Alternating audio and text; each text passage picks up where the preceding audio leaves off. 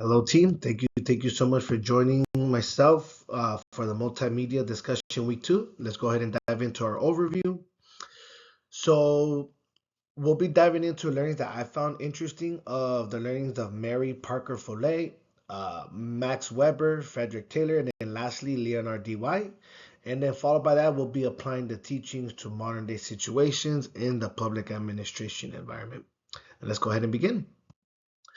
So I found Mary Parker Follett to be extremely influential. She is phenomenal. The readings I found interesting was on page 74, paragraph 76.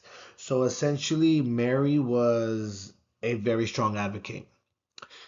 She was fighting for her people. She wanted a more better work environment. And some may even consider her to be the first to create organizational behavior. And this images right here is related to Mary. So essentially, Mary fought for many different reasons, but a few could be such as for a better health and better well-being in a work environment, right? So amongst leadership and management, amongst employees and management, right? Being able to provide employees with more of a voice to be able to voice more of their concerns, more of their questions, and also she understood that diversity can bring a lot more to the work environment, as I mentioned, that we can learn more from each other, right? It wasn't something that she shied away. It was something that she accepted and embraced, and it allowed a much more stronger work environment through diversity rather than not having that present. And then followed by Mary is Max Weber. So understanding Max Weber's bureaucracy theory. The section that I found interesting was on page 62, paragraphs 63 to 64, and these images are related to Max Weber.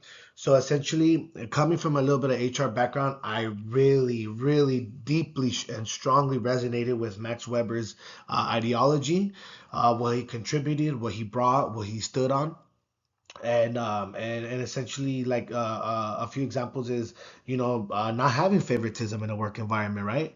And not having a family centralized base of leadership, right? So being able to have the most qualified for those positions and not just picking someone's best buddy for that position, right? It's the most qualified. So he was bringing much more of a fair and equal work practice, and then also he created much more structure by providing more guidelines, right? And then also he was creating more rules to uphold the individual's performances. So Max Weber brought a lot more, as mentioned, a lot more governmental aspects into administration. Simply phenomenal, simply phenomenal. I love it. And then followed by that, then we have Frederick W. Taylor. I really love Taylor's work. Taylor contributed immensely to the industrial process. This next image relates back to Taylor. So he contributed immensely to the industrial process, right? The efficiency, that was his goal. Um, being able to create a more cooperative and cohesive work environment. He really brought the things down to a micro level, and simply phenomenal during that time period. Everyone here contributed immensely. It is phenomenal. And then lastly is Leonard D. White. And then with him is and with the study of public administration, these images relate to him. So essentially with Leonard D. White, also a big fan of what he worked on was being able to have a more of a study of public administration. What motivates our people. How can we create a more cooperative and cohesive work environment? How can we help each other out? Simply phenomenal. I really admire his work. And then one of the questions is, how can we apply these to real life? And I think that's a great question. I think a lot of these can be applied in work environments such as Amazon or fast food chains like Carl's Jr.